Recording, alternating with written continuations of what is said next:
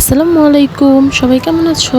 আজকে আমি তোমাদের সামনে এমন একটা জিনিস দেখাবো যেটা তোমাদের সবার ভালো লাগবে। তার জন্য আমি এখানে নিয়ে নিলাম একটা মালটাটা আমি দুই পাশে সুন্দর মতনে সাইজ করে কেটে নিব।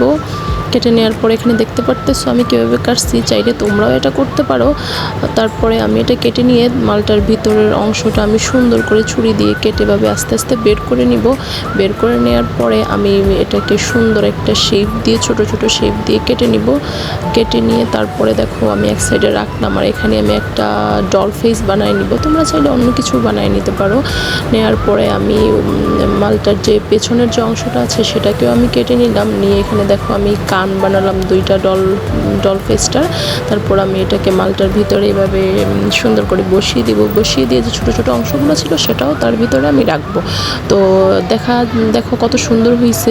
চাইলে তোমরাও এটা করতে পারো বাচ্চাদের জন্য। এরকম করে বাচ্চাদের দিলে কিন্তু বাচ্চারা অনেক খুশি হয়ে খাবে। আসলে বাচ্চাদের হেল্পফুল ফ্রুট দেওয়া দরকার, যেটা আসলে বাচ্চাদের শরীরের জন্য খুবই উপকার। তো আমি তোমাদের সবাইকে রিকোয়েস্ট করবো যারা মা আছো তারা বাচ্চাদেরকে দিতে পারো।